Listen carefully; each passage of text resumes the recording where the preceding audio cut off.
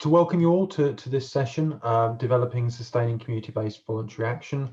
For those of you who don't know me, I'm John Climo. I'm Chief Exec at Community Action Norfolk, and we've got an exciting morning ahead. We're going to hear from a number of different organisations who have been at the front line of providing that voluntary action activity that's been so valuable and so important to some of the most vulnerable people in our communities.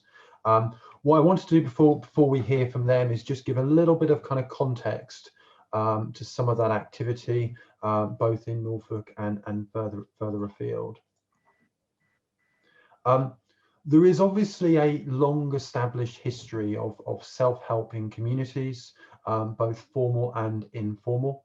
Pre-lockdown, we tended to talk about some of the established models around good neighbour schemes and community aid.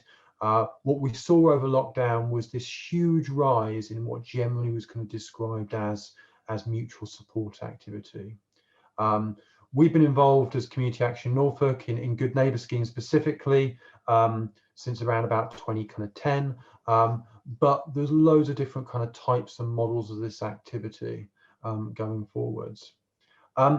What we saw in that huge rise of activity during that first wave of COVID, I guess, was a range of different things, and they all played a important and valuable kind of contribution to other resilience in our communities, but they were different, and I think it's important we kind of understand that they're different when we discuss these things. We saw a lot of information sharing going on in communities, particularly exploiting Facebook and WhatsApp to get information out there. But also to provide emotional support. Lots of people, particularly during the early stages, sort of saying, I'm struggling with lockdown, how can I get help? And lots of people in our community stepping forward and providing that. We saw neighbour to neighbour interactions, either over the garden fence or via WhatsApp and Facebook, straight offers, can you help me with, and individuals kind of responding back without any organisational structure, just saying, yep, I can pick that prescription up. Yes, I'm going to the shops. Do you need anything? We saw businesses in our community step forward with delivery services, with different offers to help their kind of communities. And we saw many of our voluntary community and social enterprise action kind of colleagues offer different types of service, expand their service, adapt their service to meet the needs of the community. When we talk at Community Action Norfolk about mutual support, we tend to be focused around structured community support, where you've got some level of kind of request for help, some sort of coordination, and some sort of pool of volunteers that are fulfilling those requests for those individual communities. That doesn't mean by any stretch of the imagination that it has to be complicated. It doesn't mean that there's a one-size-fits-all approach, but when we're talking about mutual support, we do tend to kind of mean that more structured community support as opposed to any of those other kind of valuable offers. Just to give you an indication of what happened during kind of COVID, this will never be a complete map, but these are just the selection of organisations and mutual pop-up groups that we saw appear virtually overnight, the majority kind of set over the course of one weekend to support their needs of the community. A huge kind of upswell of community grassroots activity. This is the sort of pattern we see now. We're seeing around about 103 of those groups continuing in some form of what we describe as that kind of structured mutual support activity. Obviously, again, this is not necessarily an exhaustive list, but just to give you an indication of the spread, the over 2,000 volunteers that they have between them, and the massive contribution that they continue to make to our communities. This is only a kind of sample of some of the data we've been able to kind of grasp, but a huge swell in demand, particularly peaking in that kind of May, June period in terms of the needs and demands in communities, and a similar swell in the number of volunteers that the groups are supporting. I think the kind of key thing that I take away from this is we never saw demand from our communities kind of drop down to exactly the same levels we were seeing in January and February of this year, the kind of pre-COVID kind of levels of activity. And this is just pre-second lockdown. We saw with the groups that kind of feed back to us, 40 to 70% kind of higher than their kind of previous kind of demand levels for those months kind of pre-COVID. And again, just to give you that kind of overall picture of what's been happening, these are estimates. They are inevitably just that. But at the peak of first lockdown, we estimated we were seeing mutual support groups, good neighbour scheme groups of that kind of type I've discussed, delivering just over 8,000 weekly tasks with a pool of volunteers of something in the region of sort of 7,000. And in that just pre-lockdown figure, again, we were still seeing sort of 1,300 tasks completed weekly, carried out by a decreased pool of volunteers, but still a substantial amount of community activity going on to help some of the most vulnerable members in our community. And that response has been absolutely kind of critical. It's easy to kind of think that if you're a single scheme operating in an area, that maybe the half a dozen requests that you're doing a week is not significant, but the huge impact of mutual support collectively has been incredibly significant and absolutely vital in our kind of collective response. It provides us with a huge opportunity to use the momentum of people's interest and commitment to doing things in their community, to move forward and make use of that momentum to strengthen activity in our communities. But for any of us who have been involved in setting up, establishing, supporting, sustaining community activity, that's not an easy task. It's a challenging thing to kind of get going, and it's a challenging thing to kind of keep going, particularly to sustain a kind of a safe and a structured manner that helps people in our communities, but also does so safely. So moving on to the rest of the session, I'm really excited. We're going to hear from 3 different community groups that are doing this on the ground. We divided this session into kind of 2 parts. So our first 2 speakers we described as develop, but are at the earlier stages of having set up kind of new groups and new community activities throughout that first wave of COVID. And then we're going to hear from one of our more developed organisations that have been at this a number of years and kind of will hopefully be able to give that different perspective.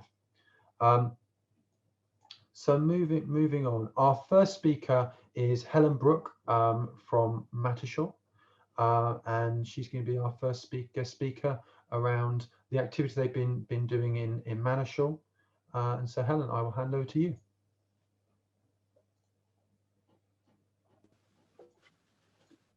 Thank you. Good morning, everyone. My name's Helen. I'm project coordinator of Mattishall Volunteer Hub, which I also refer to as MVH.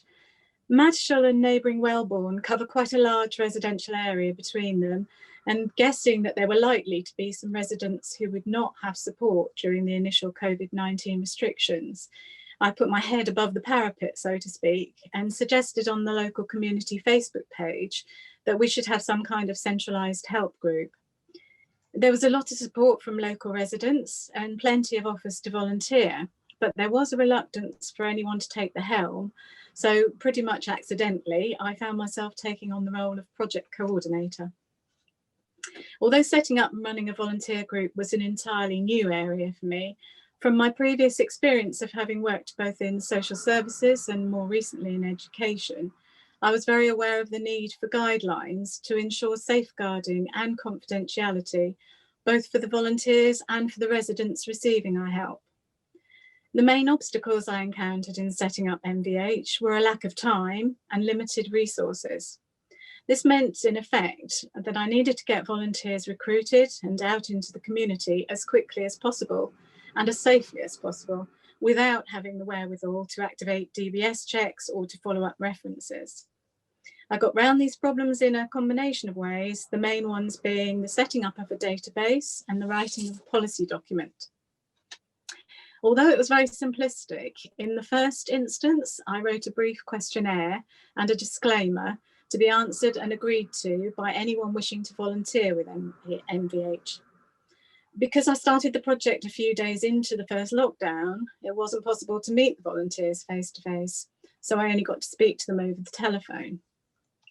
Firstly, I collected their contact details, which did show a level of transparency on their part and a fair amount of trust, as most of them had no idea who I was. The disclaimer, although only verbally agreed to, made it clear that certain tasks which may present any potential problems, for example, where money was involved, or if they chose to share their contact details with the residents they helped, would be carried out entirely at their own risk. Having recruited almost 50 volunteers to date, nobody's yet refused to agree to this disclaimer. Again, I considered that to be an example of good faith on their part. Then, with the invaluable and completely free help of my IT consultant, also known as my husband, I set up a database on which to record all of the details, both of the volunteers and of the residents who contacted me for support. And only myself and volunteer 007, also my husband, have access to this database. Next, I put together a policy document, which I wanted to be as user-friendly and concise as possible, so as not to put people off volunteering, while still covering what I saw as the most important aspects of safeguarding and confidentiality. I did this by way of simple guidelines covering the various types of jobs that MVH offer to the community. For example, the guidelines for anyone doing shopping for a neighbour are specific to that job, whereas the guidelines for social contact telephone calls are different, as they apply to a different situation. And once finalised, I then distributed the policy to the volunteers by email. Beyond this point, I had no control, in as much as I couldn't make anyone read it or follow the guidelines if they either hadn't read them or they chose not to. It did, however, mean that I was covered if a problem did arise, as I had set out the guidelines in an official policy document. Had we not been in a national lockdown, I would have visited each volunteer and I would have asked them to sign a copy of the policy document. But as with every aspect of setting up a COVID-19 response team, what I did was a compromise due to the unusual situation we were working in. Once again, and I hope I'm not tempting fate here, in 36 weeks of our existence, no problem has arisen for any of the volunteers or the recipients of their support. During the early days of setting up MVH, I contacted as many organisations and individuals as I could identify as possibly being able to help and advise me. I sent out several draft copies of the policy document, including one to Community Action Norfolk, and I consider myself very lucky that Tracy Allen took it out and helped me out with various suggestions to finalise it. She has continued to be my go-to person throughout the process, and it has been enormously helpful to have Ken's advice, support and backing. In this day and age, it might seem terribly naive to trust that people are generally well-intentioned and everything will turn out fine with a little faith in human nature. But so far, this has definitely been the case for Mattishall Volunteer Hub. The fact is that our volunteers are all members of our community who are prepared to freely give up their time and, where necessary, their petrol, because we don't pay expenses to the volunteers, in order to help their fellow neighbours. However, knowing that MVH has a solid policy document in place and the support of an organisation such as Community Action Norfolk gives everyone confidence that we're protected from any potential abuse of our practice. So now I had a register of volunteers with their contact details and a record that they had verbally agreed to the disclaimer and that they had been issued with a copy of the policy document. To further protect them, they've been encouraged to sign up to CAN's Good Neighbour response team, and some have either already got or are in the process of getting DBS checks. CAN are providing these to us, as well as insurance and various training sessions free of charge, and this has been a terrific help, as we had no financial backing to cover costs for any of these things. I did manage to secure a modest grant from Norfolk Community Foundation, for which we've been very grateful, and I've used some of it to buy official ID cards and volunteer lanyards, as modelled here by myself. And these are a very good way of offering reassurance to the neighbours who we help, and to the local businesses that we use while carrying out the request for help, especially the pharmacy and the post office. And it's a way for them to report any concerns they might have about a particular volunteer, should they have any. Once again, not so far. It's been more difficult to provide safeguarding for the recipients of our help. As jobs come in, I keep the neighbours' details in the secure database, and I only pass on the minimum of information to the volunteers. However, it's not possible, for example, to collect a prescription for someone without first knowing their full name and address. With social contact calls, I will just give first names, and I will get permission from the neighbour before giving out their name and telephone number. The policy document gives particular guidelines to the handling of money when making purchases in order to protect residents and volunteers. It's heartwarming, but quite alarming to see how trusting the recipients of the volunteers' help are. I've even had some people happily offer to hand over their bank cards in order to pay for shopping, and this is strictly not allowed. As for the collection and delivery of prescriptions, which is easily our most popular service, it's often all I can do to stop people giving me their entire medical history. I think that especially the older people have been so grateful to the volunteers for helping them out that they're prepared to be almost overly trusting.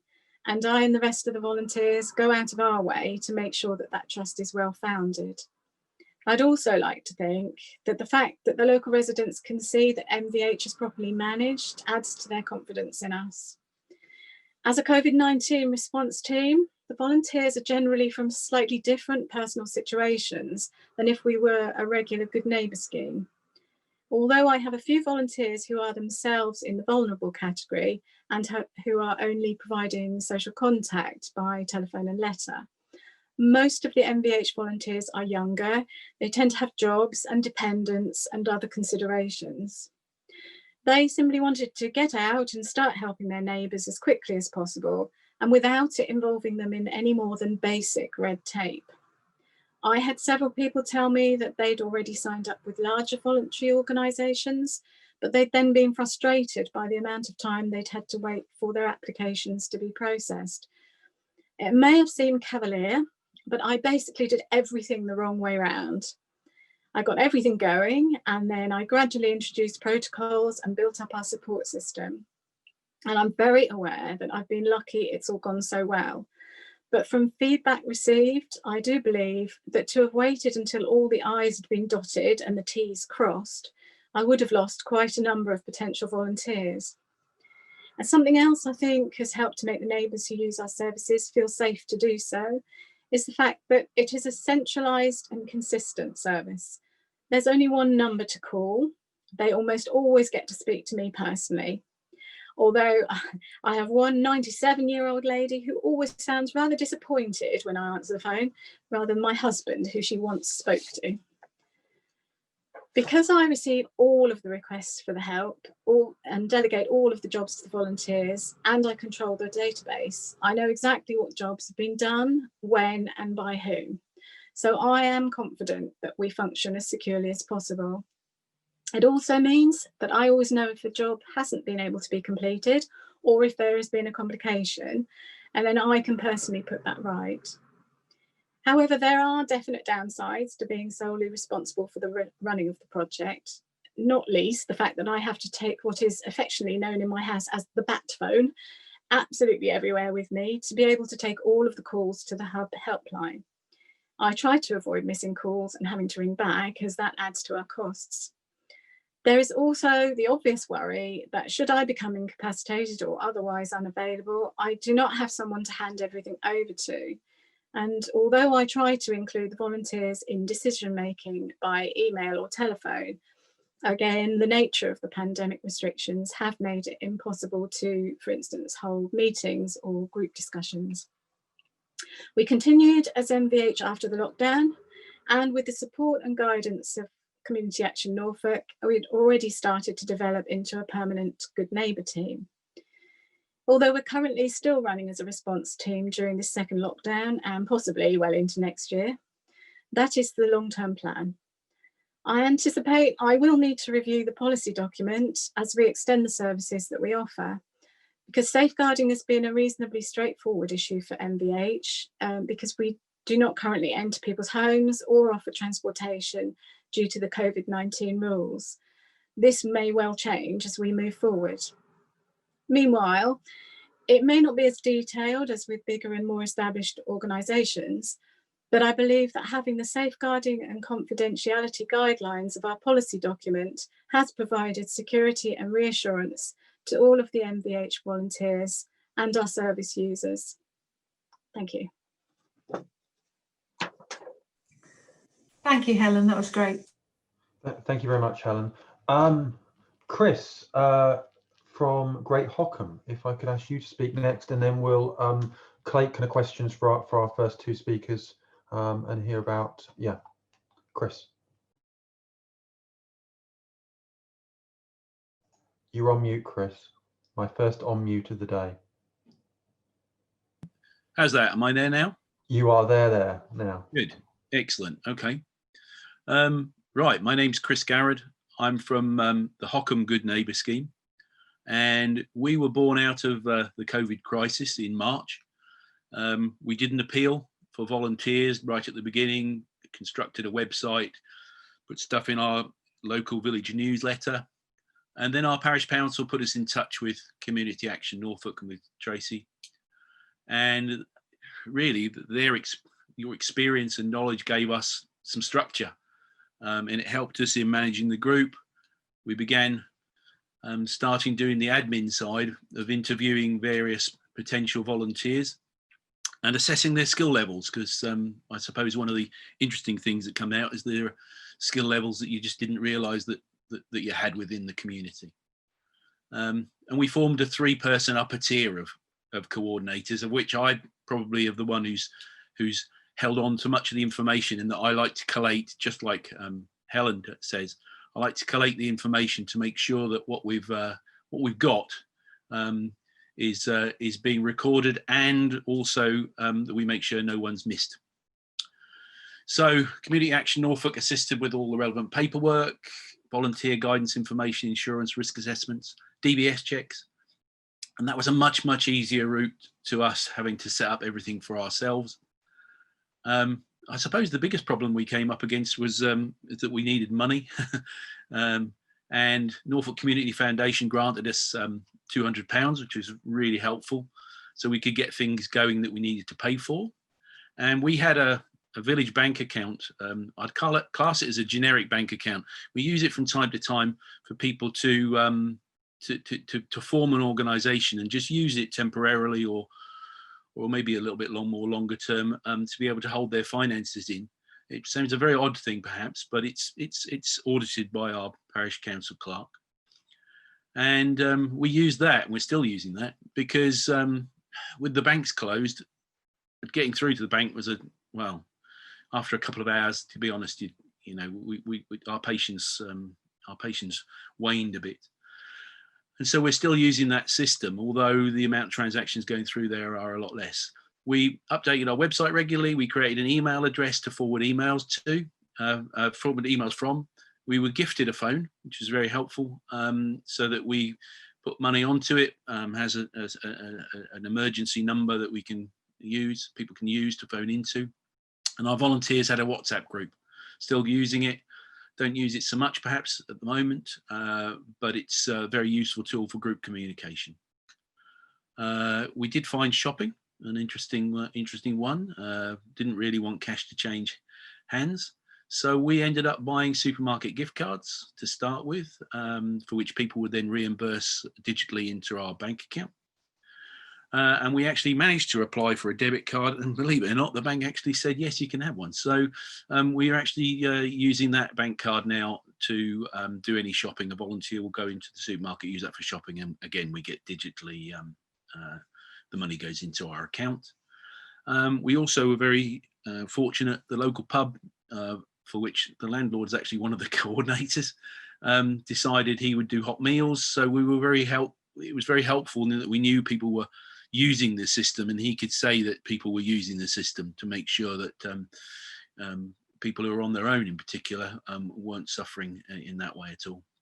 And we also spoke to a local doctor's surgery, and a worker who lives in the village still brings home prescriptions 3 days a week for those that request them, and that the surgery we're very grateful for, because it reduced the footfall and helped to keep their staff COVID free. In the process, we also took over the village community car scheme, so that we were running people to doctor's appointments and hospital appointments. Not very much, but it all helps. And we continue to do all those things. We've yet to decide, after the vaccine has been given to those who want it, exactly where we're going forward to. We've actually never had a meeting of the coordinators and all the volunteers, other than the odd Zoom call. And I suspect when we finally get through all this, we'll have a village fete, and there'll be a bit of a party where we can all have a little bit of get together and chat about really what's been going on a more informal basis. We're a very small community. We're only 650 odd people. We've tried to keep a check on our neighbours so that no one was missed, and we've continued to use Community Action Norfolk training and guidance as the rules have changed, for which we're very grateful. We have come across some hurdles, yes. We've always asked Tracy and the gang at Community Action Norfolk to help us in some of those things. And I think one thing that we've learned out of it all is that communities are very different. I think listening to some of the other chats that we've had online with other communities, we realise that we're a smaller community, and we probably had an underlying group of help that was already there. We've just formalised it a little bit, and found that some people then will ask for help, whereas in the past they might not have done. But every community is different, and it's interesting as well to, as I said, to learn of all the skill levels that people have gotten and been running with. So as to where we're going, I'm not really sure. I can't answer that because we've just not had that discussion. We've just carried on going. Interestingly, the second lockdown that we've had here hasn't brought the same demand as the first one brought. I think a lot of other groups might have found the same thing. But we're still going, and yeah, still here. Fantastic. Thank you very much to both Chris and Helen for those stories, and a real insight into a lot of the kind of the very practical challenges. You know, how do you pay for stuff? How do you move stuff around? An insight into, you know, the safeguarding bit and the boundaries thing. You know, credit cards through letterboxes and all some of the oversharing, the importance of sort of boundaries in that sort of space. And I think the challenge to some of us in more established kind of organisations, if you'd asked me 6 months ago, 9 months ago, could you set up and run something in the community where none of the coordinators had ever physically met? I'd have probably said no. I'd have certainly not said that you could have set it up as rapidly as your groups had and deliver the level of support you have. Nigel, do you want to just read your kind of question from chat?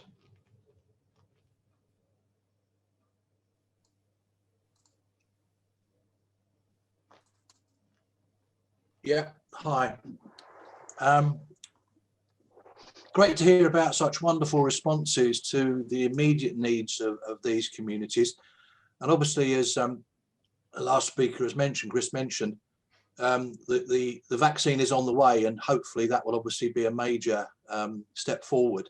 But I'm wondering whether in both cases you've had any time to think about what the longer term needs might be in your communities. You know, we're facing massive increases in unemployment, ongoing mental health and other issues. And I wonder whether, you know, those are going to surface in your communities and what you might do to respond to those. Chris, if you want to come into that, and then Helen, Yeah. I'll bring you in for any thoughts as well. Yeah, I think it's a very interesting question. We have had people, you know, have some mental health issues.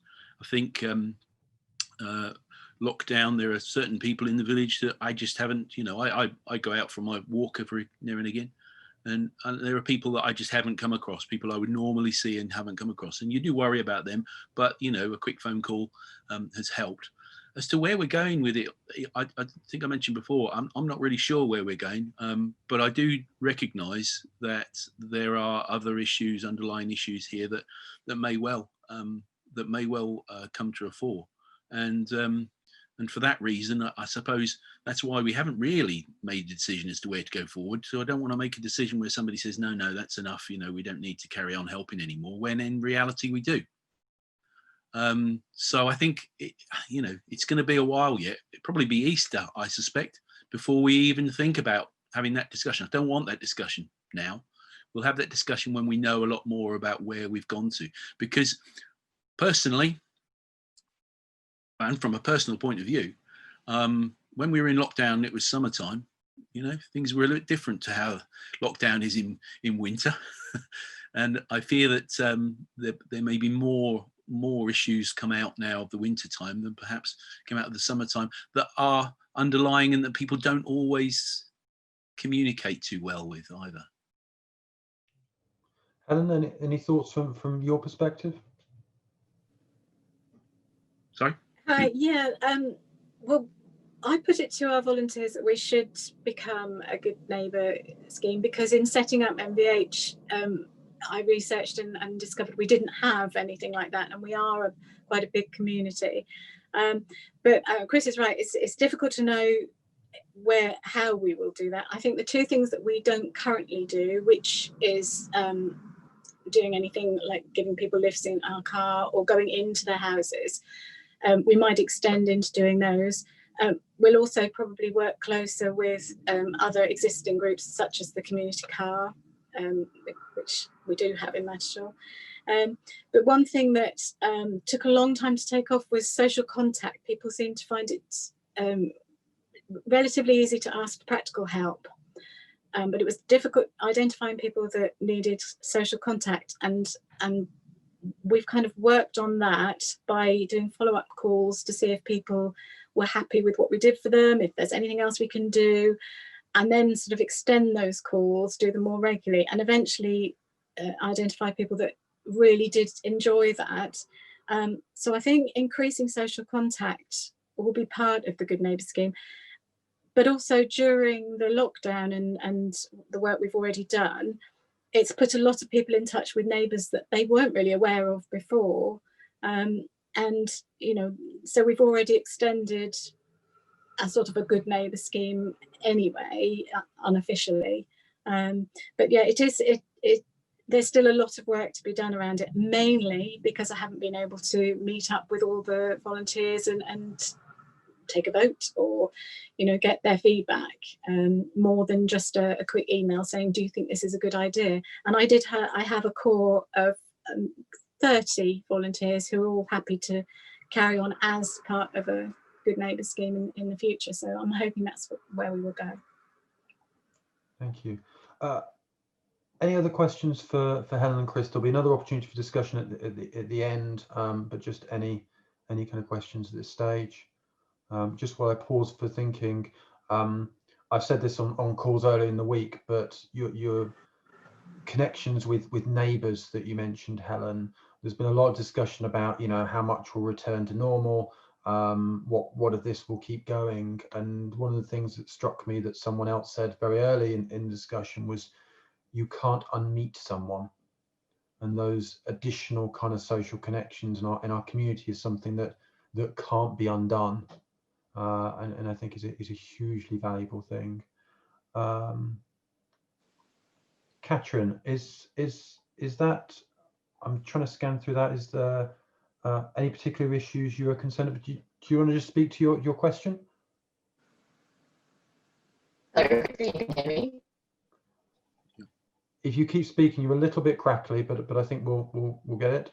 Okay, I think my mic's a little bit temperamental, so I do apologise for that, but hopefully you just yeah, basically great to hear from you guys.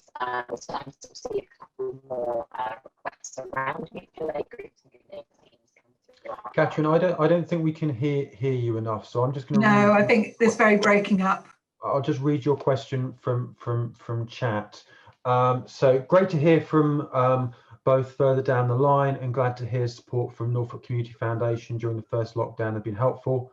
We're now starting to see some mutual aid requests trickle in through the winter fund again, and just a little flag up there, NCF are running a winter fund for groups of support, so if any of you are in need of funding, just a bit of signposting there. So would you be interested to hear what you anticipate the winter picture might be for your communities in terms of demand, any particular issues you are concerned about that might be starting to kind of appear? So Helen, if I go to you first, and then back to Chris, and then we'll move on to the next part of the session. So Helen. I'm not sure that with what we do, the change in the seasons particularly makes a difference. And the volunteers still seem happy to queue up outside the pharmacy in the pouring rain and what have you.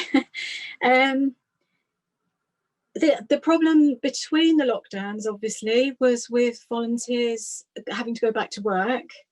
So I lost a few, or most people didn't want to give up entirely, but of course their availability was reduced considerably.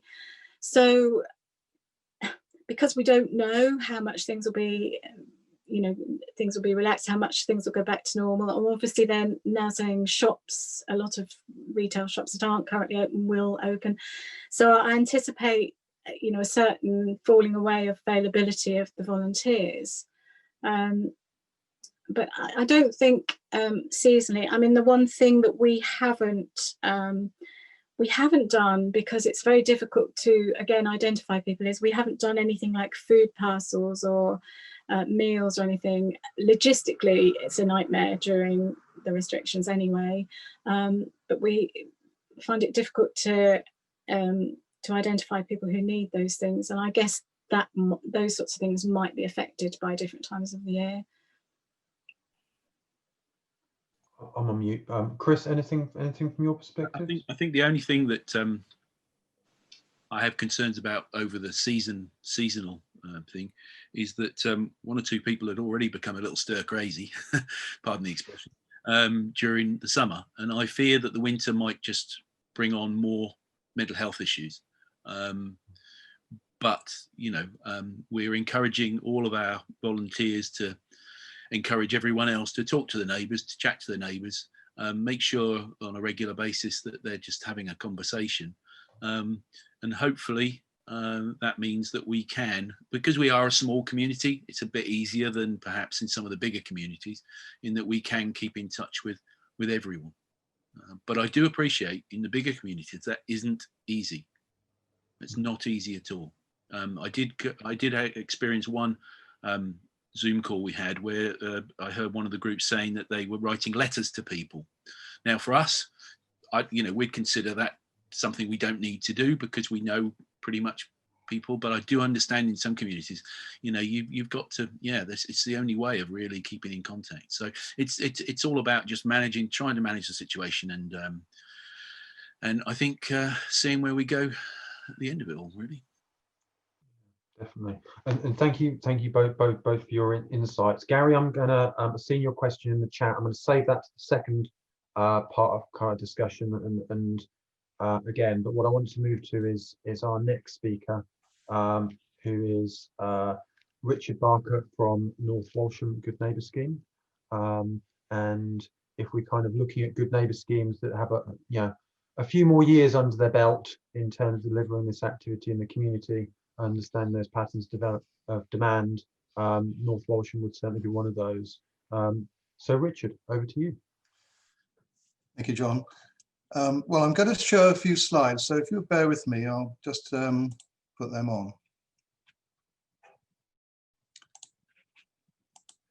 on. Now, we need to enable participant screen sharing for me to show the slides. Richard, I've just made you a co-host, which is what we did earlier, so that hopefully should do it. Thank you.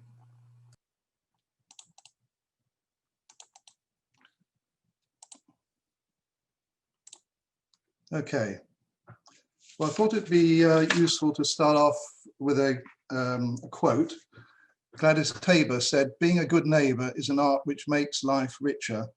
That's certainly something that I've found when I've been volunteering, and I'm pretty sure that most volunteers would say the same thing. I've been asked to talk about sustaining voluntary action, which might sound a bit dull, but sustaining actually entails continuous development. I want to cover the following areas: a bit about us, a bit about our response to the pandemic, the benefits of being a constituted group, the key factors in sustainability, and looking forward.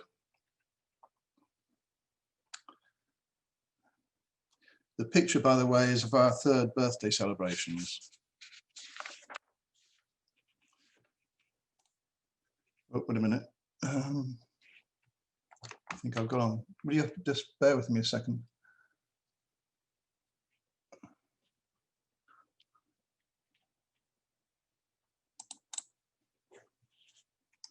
Seems to have taken a mind of its own. Right, that's more like it. So those are the things we're covering. A bit about us. We are 5 years old. In fact, we just had our 5th birthday celebration. We have 50 regular volunteers who are all DBS checked and fully trained. In normal times, we do about 20 to 30 jobs a week. And we have a telephone befriending scheme, which we started during the lockdown.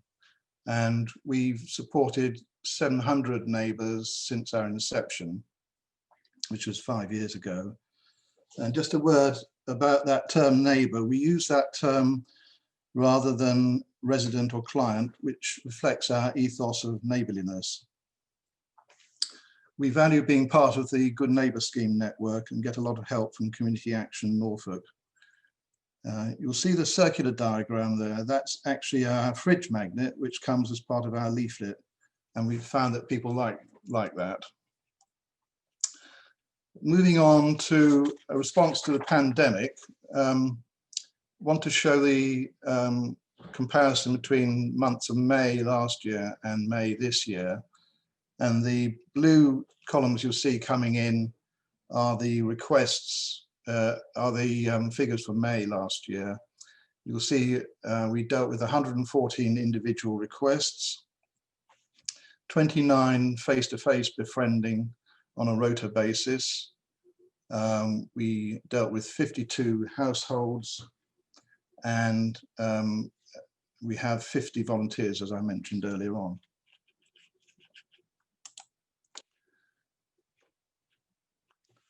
Then coming in on the orange columns, you'll see the figures for May this year.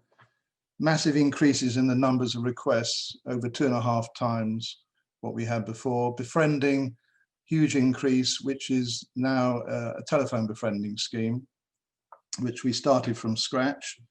So we were supporting and still are supporting nearly 70 neighbours with weekly calls, 102 hours of calls in May this year in total. The numbers have declined a bit since then, but we're still doing 80 hours of calls a week. We started a letter writing scheme, which was specifically for non-DBS checked volunteers and to residents in care homes. 5 times as many households supported, and we recruited an additional 61 volunteers who were all DBS checked and trained. And that reflected an amazing response from the community, as many other places have found during the lockdown. What the figures don't tell you is the rapid organisational change that was needed to support our response. Moving on to the breakdown of types of requests. In May last year, we had a balance of different sorts of requests that we were dealing with. Home and DIY type jobs, lifts, shopping, and other, which was things like information requests, signposting, dog walking, etc. And the befriending I mentioned earlier. Fast forwarding to May this year,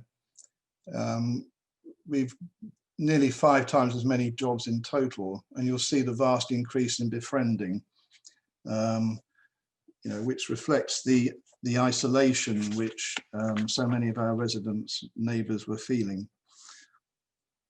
There's a big increase in the number of prescriptions we're collecting and shopping, so it felt like an awful lot of shopping and prescription collecting. Still doing some home and DIY jobs, more gardening than being in the home. What we weren't doing was any of the lifts that we did before. Moving on to the benefits of a constituted group. There's a clear decision-making structure, which it's important to have a clear way in which decisions are reached, and also to know who's able to make them.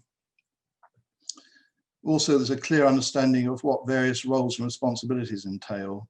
For example, volunteer coordinator, safeguarding officer, duty coordinators, etc.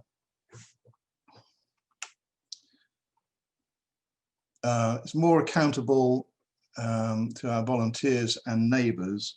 So, for example, they know who to complain to if there's a problem, and they can see where the responsibility lies. Recognition by our partners is important, and the existence of a structure gives them reassurance. So I'm thinking of statutory bodies, fund givers, who value having a formal constituted body for that purpose. But do recognise that all of this structure is more important when you've got a larger area. Sorry, it's going ahead. So it's not so necessary, obviously, in a village setting.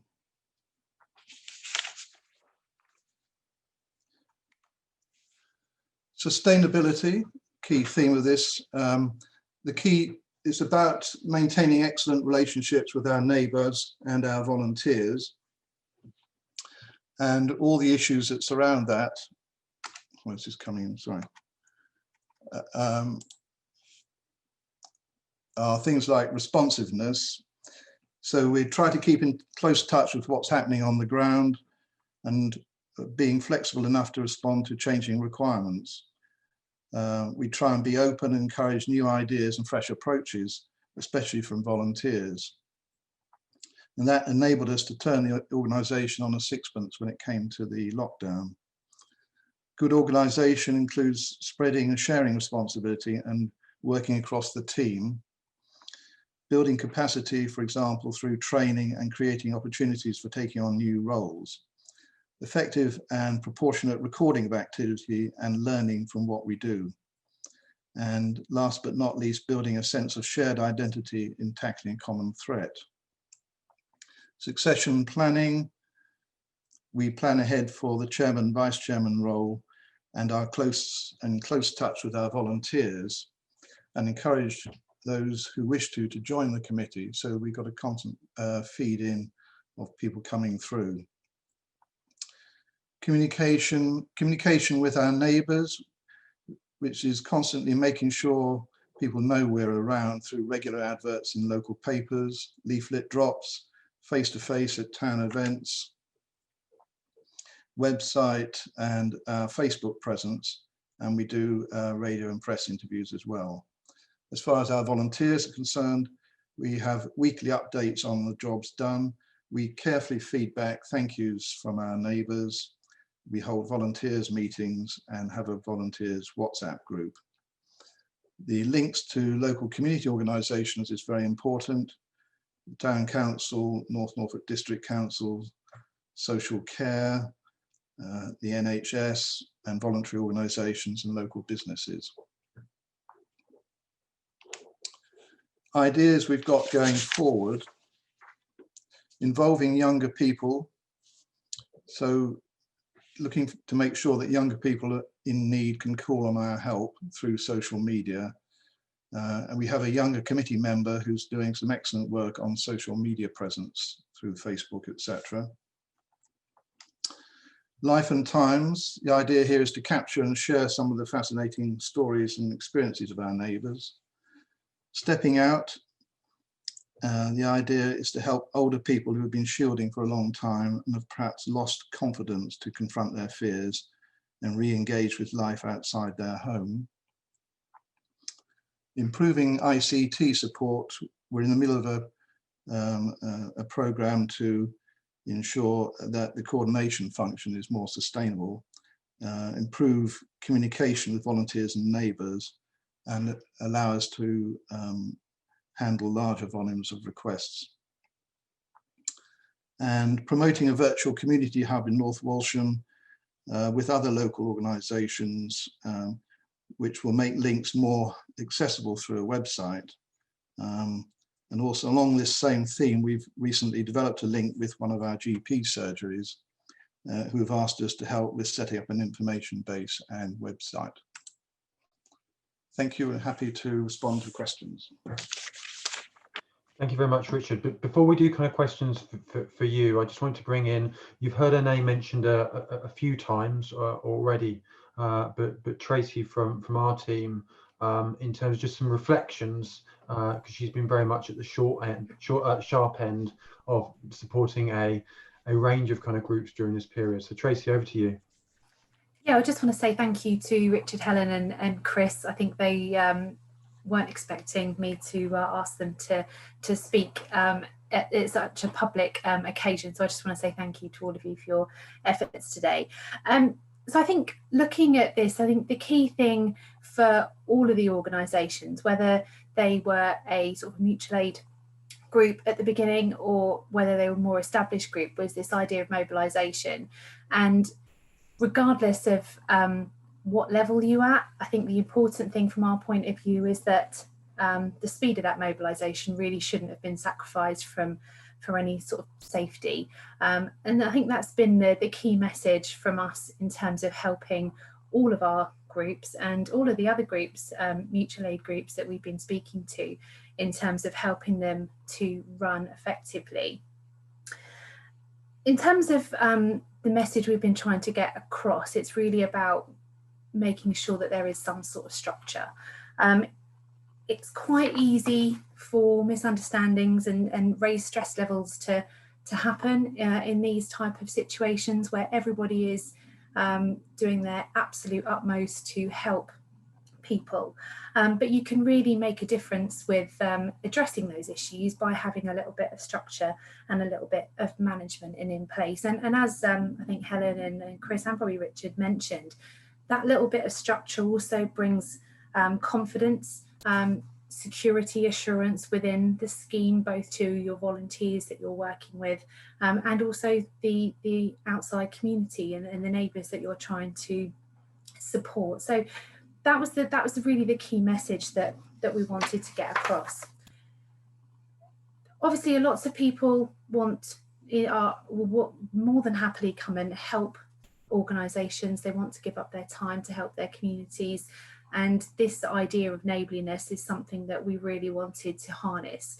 Throughout the lockdown, so many people came forward to help their neighbour, to get involved with community work, and most and all of the time, mostly, all these people's thoughts are genuine and their motives are to help, but sometimes things will come up.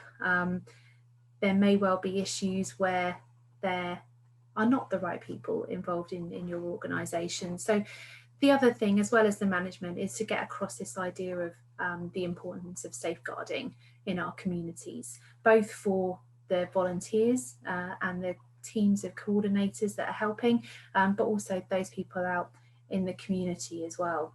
So again, that little bit of structure, providing some training, and when we say training, we don't mean sort of formal training, but giving people advice, giving people some very simple guidelines to work around is going to help a community, a mutual aid group, develop into something more structured and to be able to be safer working in your area.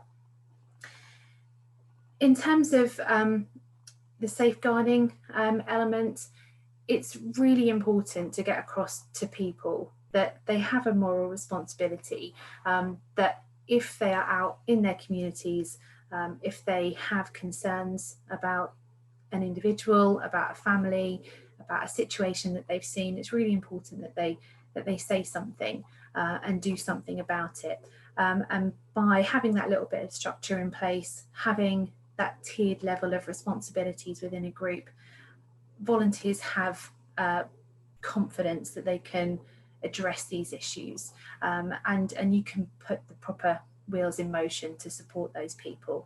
And a big part of what we help develop, especially within the Good Neighbour scheme network, is this idea of signposting.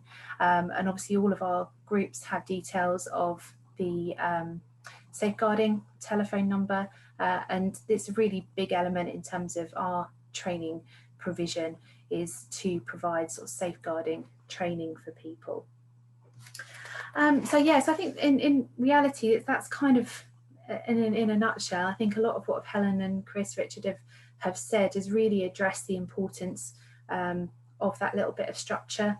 But I think it's important also to look at each group as an individual, and we purposely picked two quite opposite groups, or sorry, three opposite groups in terms of a constituted group which North Walsham are part of. They've been running a long while. They have a big area. They have a lot of people within their sort of area of responsibility, compared to a small village setup like Great Hockham.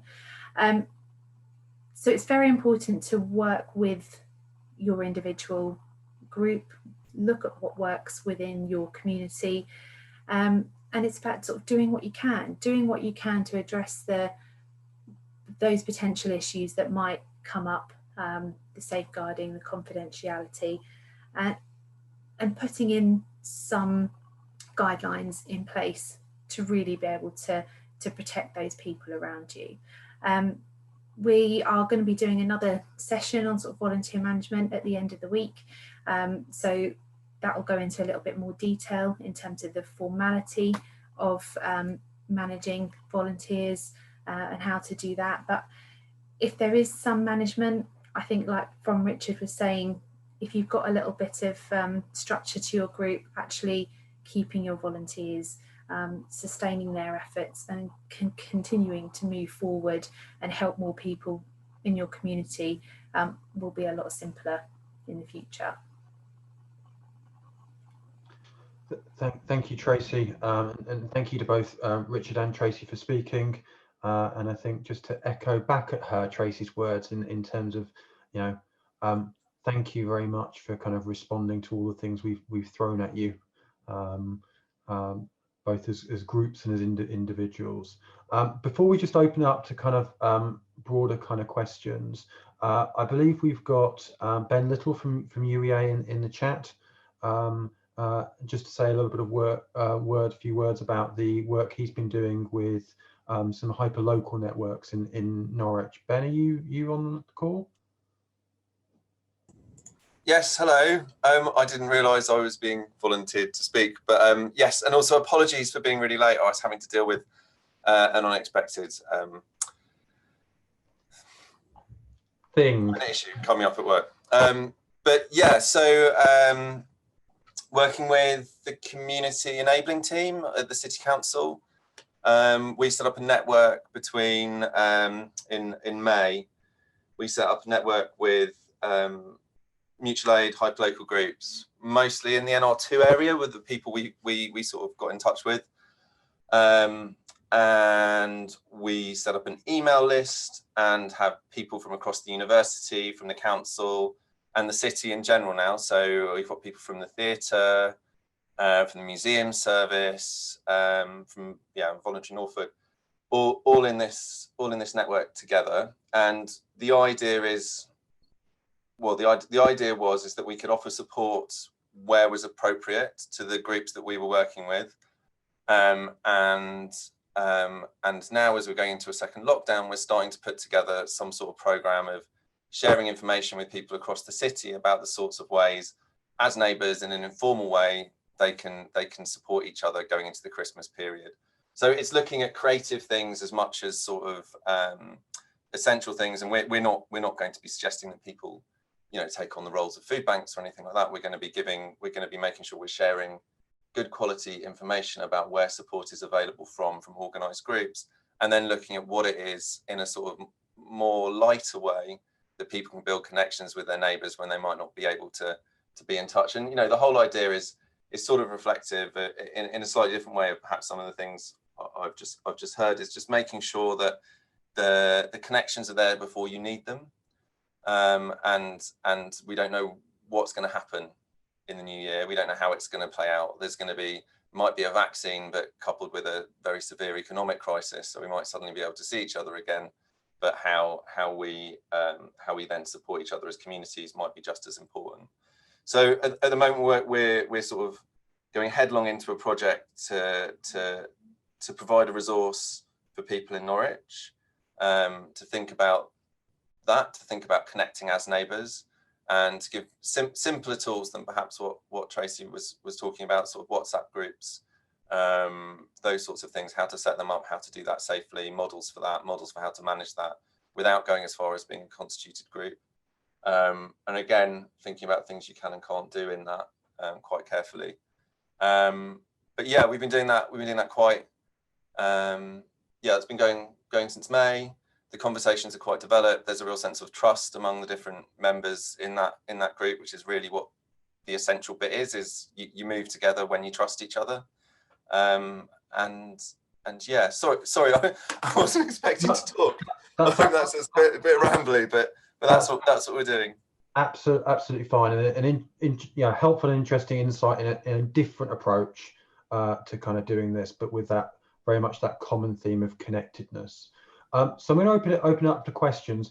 Gary McManus, can I just ask you to kind of come in with your first question in chat, and I'll probably go to Richard first to answer it, and then come to kind of Chris and Helen. Gary? When you said the first question from the previous presentations, or the one I've just put in? Sorry, John. The one just before that about the package of support. Yeah, I'd just be interested in terms of, what opportunities colleagues who are leading on these groups, and indeed organisations like CAN and Voluntary Norfolk that are also supporting groups and activity, what else could we be doing in terms of that package of support to ensure that, one, we're not overly systemizing and putting too much bureaucracy and pressure on groups to fulfill various obligations, but actually, really practically enable them. I just wondered what the views were, from the ground, as it were. Absolutely. So I guess in essence, Richard, over to you. What would help you most going forwards without overburdening you? I think it sounds a bit complacent in a way, but I think we're doing quite well as we are.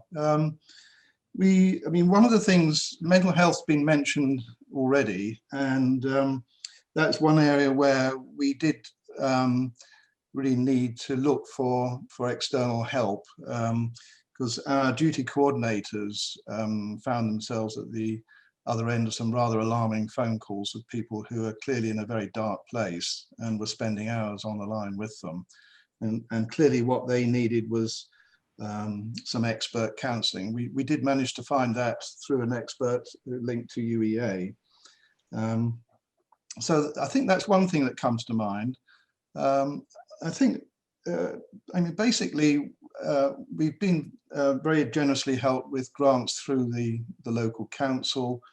We get lots of support through yourselves at Community Action Norfolk, and we're basically doing it. Probably my colleagues will think of lots of other things, but I can't think of any at the moment. That's great. Could you just talk briefly about what that mental health solution you kind of found worked for you and supporting people? Because I know that's a common issue across a lot of organisations at the moment. Well, this is somebody from the, he's got a foot in both camps from memory, the Mental Health Trust and UEA. And it was known to a number of my colleagues on the North Walsham Good Neighbours, and we were able to ask him to have conversations with some of our neighbours who are clearly in a dark place. So this was essentially a local volunteer that had the right kind of background that you were able to kind of use as that sort of backup for your local volunteers and some of the key people in your community. Yes, I don't know how local he is, but certainly he was well known to us, and we were able to call on his help. And that's really, really helpful. Chris, any thoughts? The only thing I'd mention is that we've been offered several training opportunities through Community Action Norfolk, which not everyone's taken up. I've certainly done one or two of them, but they're very interesting way of learning more and hopefully being able to enhance our services. They've been really good, and I think all praise for all of you who's been organising that, because they've been really good so far. So yeah, there'll be more of a take up, I'm sure, as we go through, but I'm also conscious of not overloading everyone as well at the same time. So in order for us to continue in the future, I think we've just got just be cautious as to how far we go with everything. But I know, brilliant offer. So. Again, that balance right. Helen, any thoughts? Hi. Yeah, I can't think of anything additionally, but I can certainly say all the things that Community Action Norfolk have been providing for me and our volunteers, which are invaluable, that we're having at the moment. Chris mentioned the training, which is fantastic, especially for me personally, but also that it's open to the volunteers.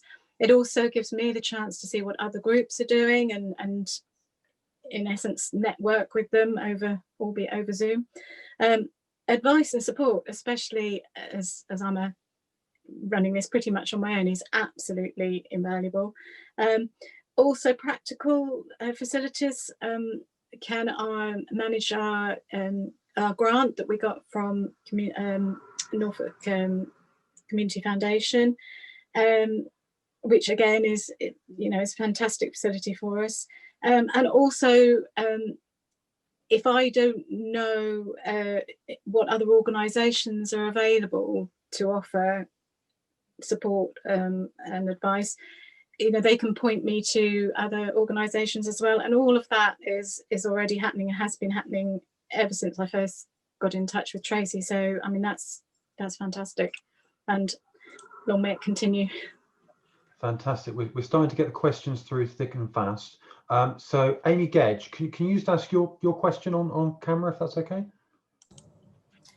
Yes, of course. Hi, everyone.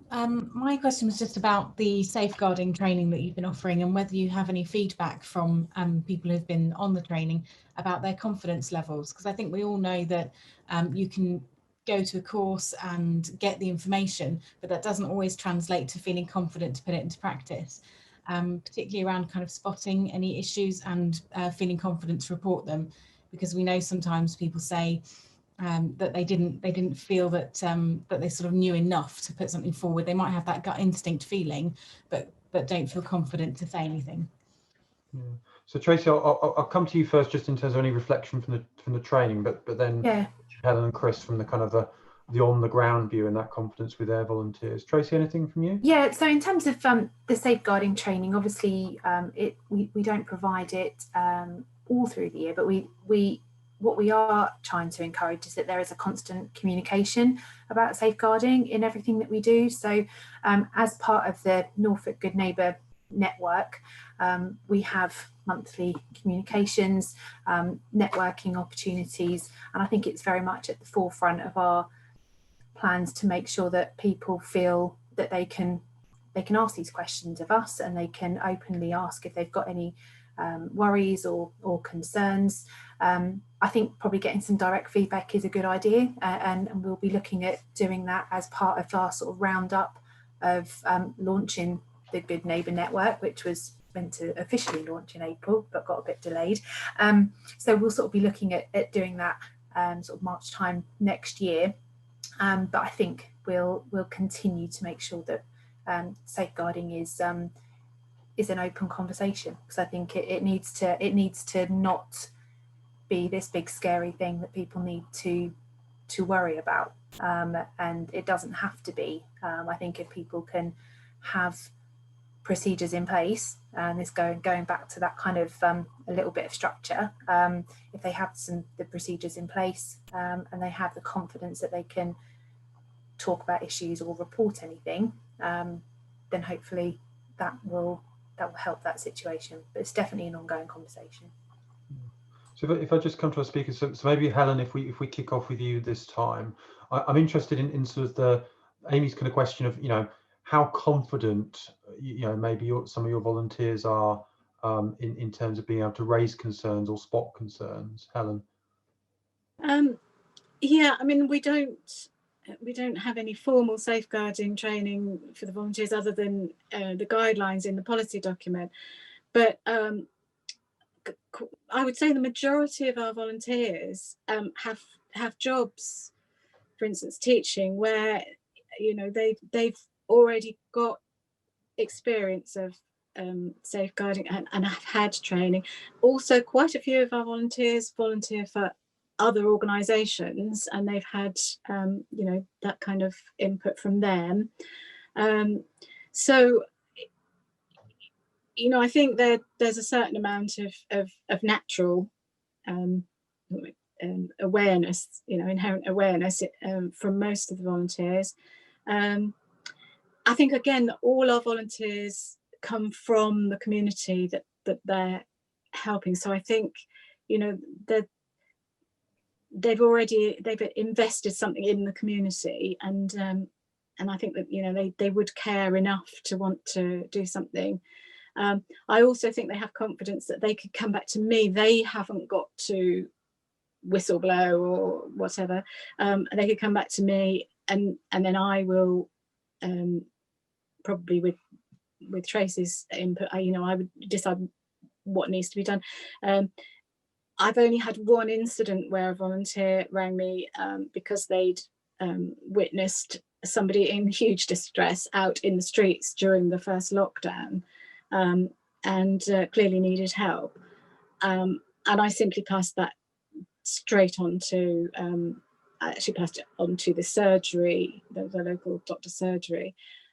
So we're not, they don't feel they've got to deal with things. They can simply come back to me.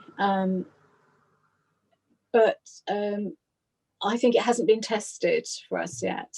So my first port of call in a situation which arose would be to get advice straight away in an emergency from the emergency services, but if not, then through Community Action Norfolk. Yeah, thank you. Chris and Richard. Chris, any reflections on that safeguarding piece from you guys? One of the things that we discovered is that there are, just like Helen just mentioned, there were a number of people in our volunteer group who've already had safeguarding training, particularly teaching, in the teaching profession. And did we have cause to use? Yes, we did. You know, we had someone whistleblow. You know, someone had a visit from someone who'd come up from London during lockdown, and it was one of our volunteers who they were visiting. And did we have a problem with it? Well, we just addressed it through one of our trained people to address the problem.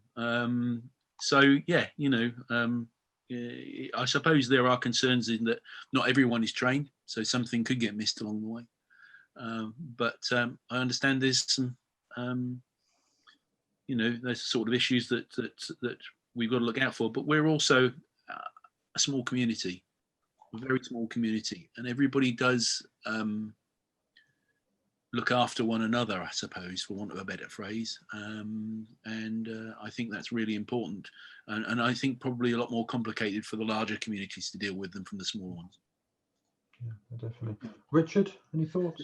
Yeah, safeguarding has got a high profile for us. It features quite heavily in our induction training for volunteers. And, you know, we draw attention to our policy on safeguarding. We have 2 safeguarding officers. We follow up volunteers' work on a sort of sample basis, both with the volunteer and the neighbour, to see that everything's going okay. We promote the CAN safeguarding training, and You know, things like the recent Safeguarding Adults Week, we write out to our volunteers and sort of raise the profile there. So it is big for us. Yeah, some big things. But that reflection. So firstly, I've just put the Safeguarding Hub contact details just in the chat, just there. But again, that reflection on getting that balance right as groups develop, and you've got that good community activity, but also looking after kind of people in a sort of slightly more developed approach for organisations that have been established a little bit longer and are operating at a little bit more of a larger kind of scale. Jan Davis, I think you were the first hand up. Can you ask your question? Yeah, thank you very much. Excellent discussion, really useful. Thank you. I just wanted to say, as a parish council, we set up our own help group at the beginning of lockdown, and we raised volunteers, more volunteers than we actually have been able to use. So that's been good, because as time has gone on, some volunteers have gone back to work and so on. So, and we've continued. So I was particularly interested in about, sustaining, what we've now established. But just to follow up on the comments that have been made about mental health, for example. So we had a couple of issues, and we basically referred to the Norfolk and Waveney Wellbeing Service. And the Norfolk and Waveney Wellbeing Service is, I put the website in the chat, but they have webinars. Anyone can attend the webinars. You can be anonymous on that. And so, for example, we had a carer who was looking after someone who with mental health issues and needed some sort of support to know what to do as a carer in lockdown. And there was a very specific webinar that he was able to attend, and we referred him onto that, and he was able to report back saying that was really useful for him. So that's the wellbeing service. The other thing that's being mentioned is around the fact that people who tend to volunteer are already volunteering or are already involved in various professional services that one can draw upon. And so it's actually knowing what skills you have within your group is really useful, and to be able to draw on that. And that some are already involved in certain voluntary agencies. So, for example, I'm a Red Cross volunteer, and I've gone through all the Red Cross volunteering training, safeguarding, and so on. And that really helps. And is a way, I think, for some voluntary agencies to be able to then recruit from this group that's kind of grown up, and that can help the sustainability, if you like. It may not be within your particular group, but it can help in other, supporting other voluntary agencies going forward. And then the other thing I wanted to ask about was, and I mentioned it in the chat, is we don't seem to have been recognised in a sense. Yes, we had liaison with the community hubs initially, but then there seemed to be a drop-off of communications. And to the extent that we then discovered that actually we had a food bank actually delivering to families within our parish that we didn't know about. And it would have been useful for us to know that, because then we can help out in terms of helping the food bank, helping the deliveries, supporting the families. And I think that's a crucial thing, is that I'm a bit confused now. And I thought I was linked in with the various, the community hubs that the LAs were running, and we haven't had any communications for some time. There's Voluntary Norfolk and Gary and what he's been doing, and then there's yourselves, and it's just kind of, to what extent are we joining the dots there? So it's just a question, I think, and it would be useful for us to know just what's happening in our neighbourhood, so that then we can link and liaise.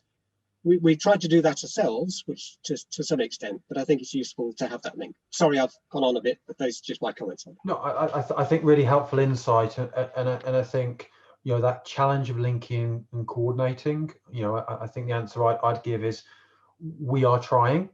I think we're all collectively trying as organisations and agencies.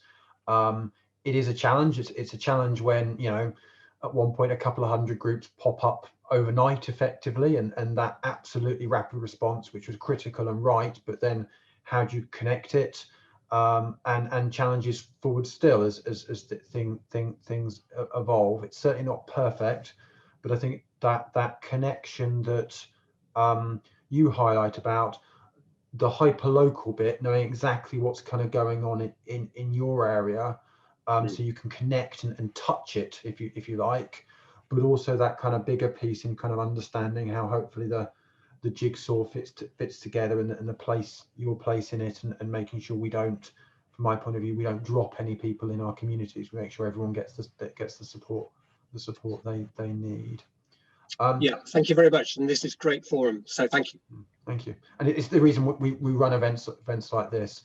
Nigel, you had your hand up. Thanks, John. Yeah, my question's about demographics. It was prompted by something that Richard said about connecting with young people. I have in my mind, and I appreciate this is probably a massive oversimplification, that good neighbour schemes are largely for older people, run by largely older people. As I say, I appreciate that's an oversimplification. So my question really is, what experiences and ideas do people have of addressing the needs of different types of group in the population? Mention young people, we could be talking about minority ethnic groups as well, you know, and the list probably goes on. I mean, I'd be particularly interested to hear a bit more about what Richard is doing with regard to young people, but maybe there are other delegates here who have experiences and ideas that they can contribute.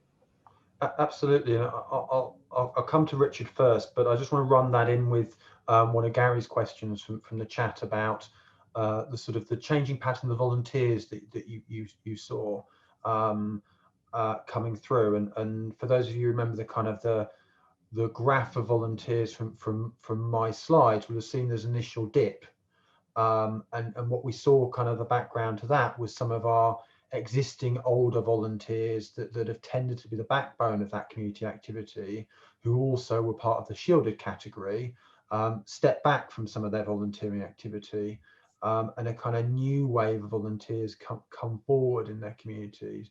So Richard, if I can come to you for some reflections on patterns of volunteers, but also engaging and supporting different parts of your community, young people, but also other groups. Richard. Okay, well, it's a problem for us in North Walsham. You know, we're out in the street and we introduce ourselves and to younger people, and they say, "Oh, I didn't know I could I call on your help," and you get that sort of response. I think part of it has already been mentioned. I mean, the sort of profile of our volunteers changed markedly, you know, with the lockdown. We had an influx of excellent younger volunteers, some of whom have gone back to work, but some of them have stayed with us.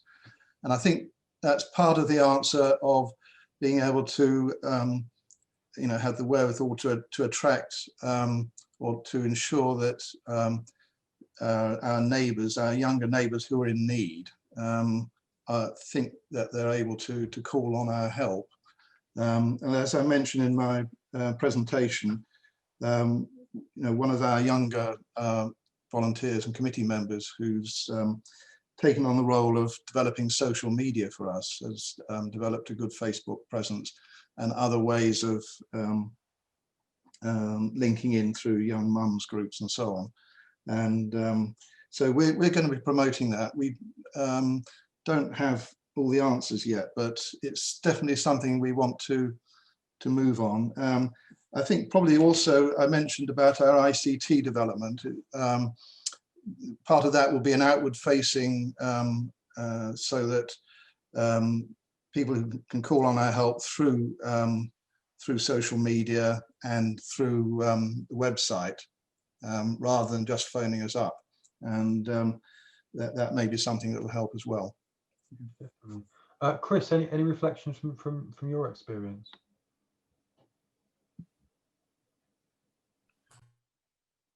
You caught me out here. Sorry. All right. I was off with the fairies. Yeah, I think I think really, everything's very different. As a smaller community, we've really come across, I suppose, very different issues to some of the other communities. And I think that in reality, the side of mental health and all that sort of thing is something we've come across, but something we've come across to a far less extent. Far less extent. But we're all up for learning more, and hopefully training will help guide us in that direction. As for young people, yeah, we've had one or two issues with young people, particularly during the lockdown period, but we tend to deal with them very much internally in a small village. We have, it sounds like a bully boy tactic, but it's not. It's just that in a smaller community, you know people well enough to be able to hopefully resolve the problems internally. Helen, any thoughts?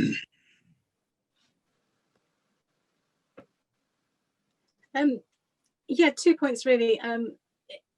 We have made, following some training actually with Community Action Norfolk, saying that it is okay to have younger volunteers, because obviously there's the safeguarding issues. I've made attempts through social media platforms to try and recruit younger volunteers, but that hasn't actually been successful so far. So I'd like to work on that. We had a few volunteers whose sort of like university age or sixth form age children, youngsters have joined up, but again they've gone back to their places of education now. As far as the people we help, I think generally the general concept in the village is that it is for older people, and I have to constantly try and suggest other people who may use our service. I mean, for instance, we have quite a lot of young families in the village. I know that some of them are single parents, and during lockdown, if their child was ill or whatever, they couldn't get out for shopping, or anybody, whatever age, who may have just come out of hospital or something, or about to go into hospital and has to isolate for the time before or after. So I can only keep plugging away that we are there for everybody, but I think the general concept is it is a service for older people, and we've got to get around that, and we've got to get people used to the idea that it is for everybody in the villages. Yeah, and I think that challenge around branding, of who is this for and who can kind of get involved with it is something that we see in this, and we also see with community transport as well, sometimes being seen as a service for old people, whereas actually, it's about supporting people that need a lift or need a minibus to get wherever they need to kind of get to. Some good points being made in the chat.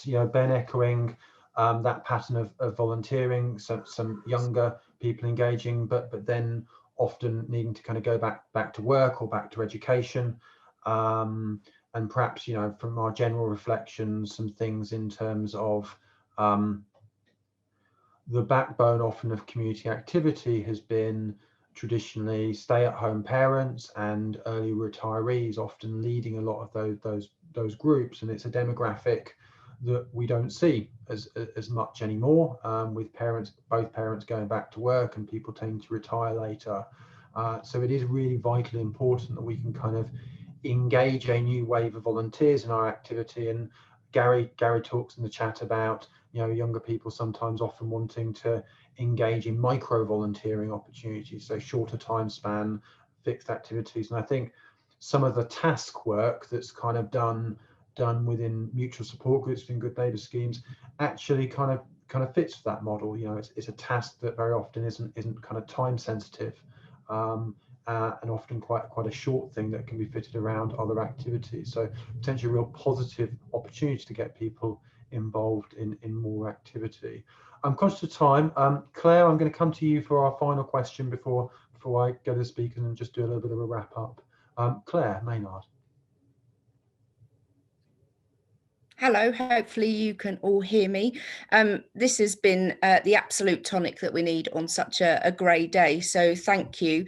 I've written some notes because I want to be as succinct as possible. So I work for St John Ambulance and have some great relationships and networks in North Walsham, so very familiar with the amazing work that Community Action Norfolk do, as well as the Good Neighbour schemes.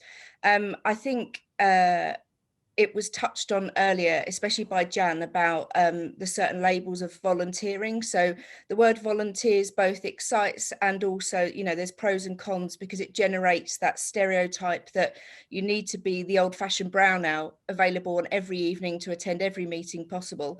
So I think sometimes touching on that task-based opportunity. So have you got, you know, a vehicle that can transport X, is still volunteering, but we don't need to label it as such. So my role in St John Ambulance is community development, and I embarked on a community advocate pilot with DCMS, so part of the government funded scheme, to get first aid skills out to community groups who otherwise wouldn't normally have access.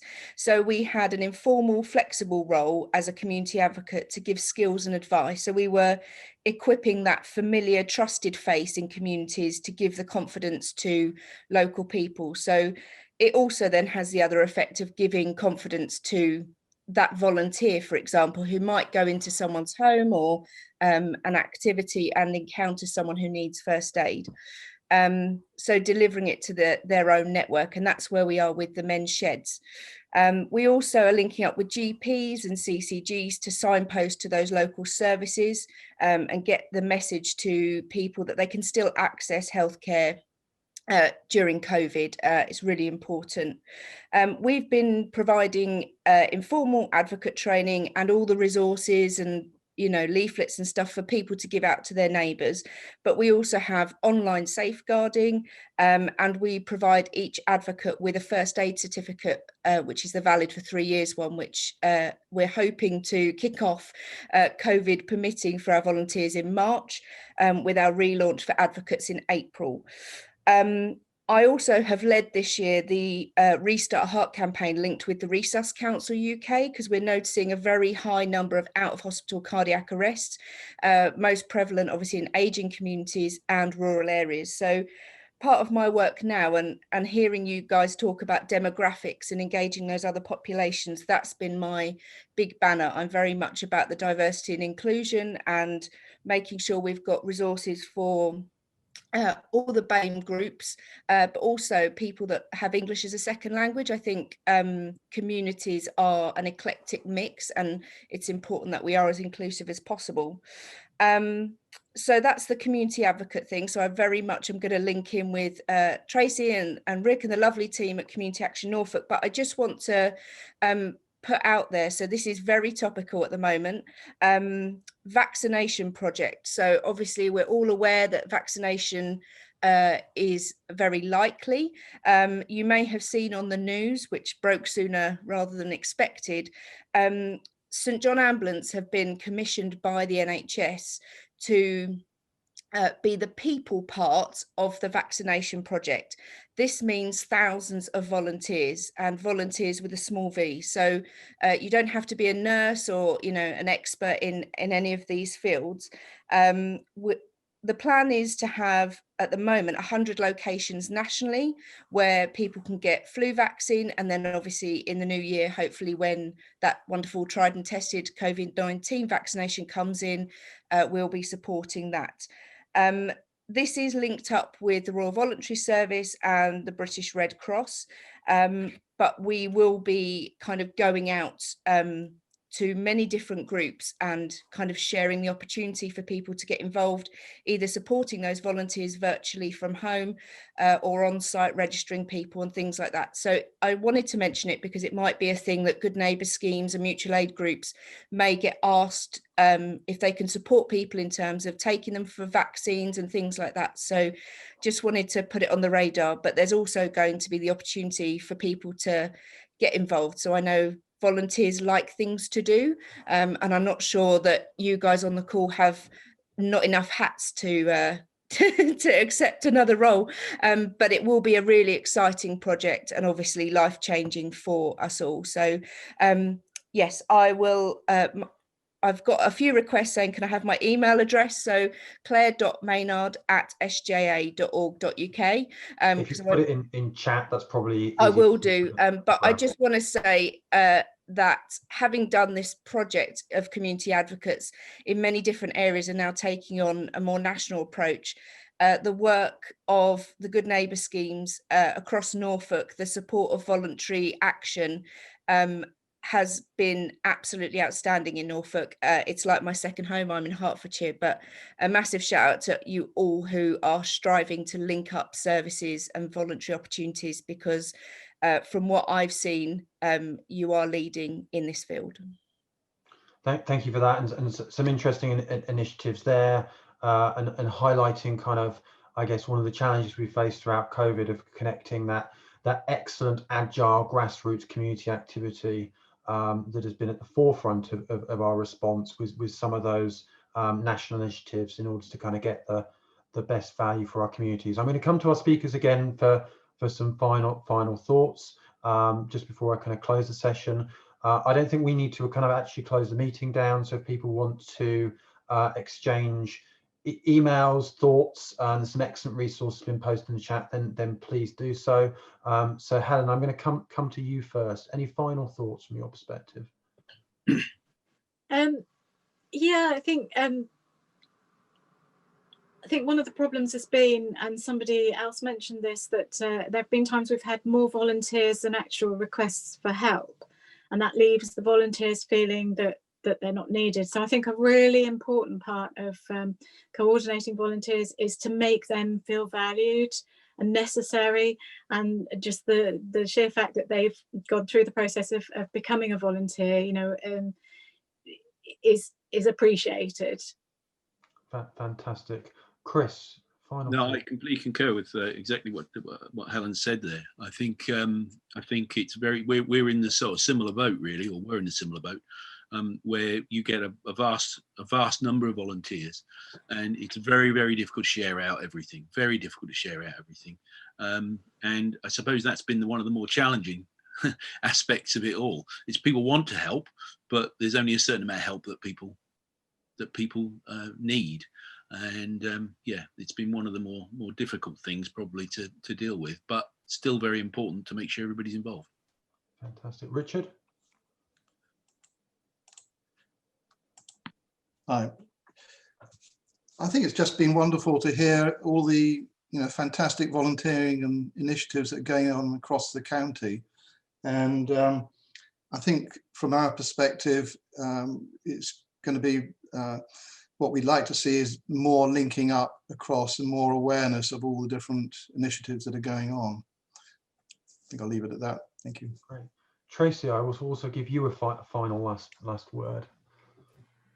No, I think it's definitely pertinent what Helen mentioned in terms of making the most of your volunteers, and that's a big part of this sort of the sustainability thing. It's it may well be that you don't have enough jobs for them, but I think communication's key, and if you can keep communicating with your volunteers, make them feel valued, a simple thank you will mean that they will carry on and they won't just drop off the radar. So I think if you can do that, engage them, and hopefully you can move forward and develop some really good community efforts. Thank you. So final couple of bits for me. So firstly, a huge thank you to Richard, to Chris, to Helen, and to Tracy for speaking at this event. I can tell by the chat that your insights and thoughts people have found really interesting and valuable. We appreciate your time, and we appreciate that this isn't always the natural environment that you would want to engage in, but it's been very, very valuable to kind of hear your views. I think just for me to emphasize those kind of two key points, the value of connectedness, of bringing people together, both at that micro level in our communities, but also at events like this, to help ensure that people don't feel they're doing this alone, to help kind of gain new insights. And that problem we've been talking about in a number of the sessions of having too many volunteers. And yes, there is a challenge there in terms of making sure they feel valued and communicating well with them. But an absolute huge testament to the strength of our communities and the fact that we are so lucky as a county and communities across Norfolk that we have more people wanting to come forward to help their neighbours, help residents, help clients than in fact we kind of had need. And I think that's something that we need to capture, we need to celebrate, and we need to build on for the future. So thank you everyone for taking part. We won't close the meeting immediately, let you chat and stuff and make use of the chat. But thank you very much for your time, and I hope you found that useful.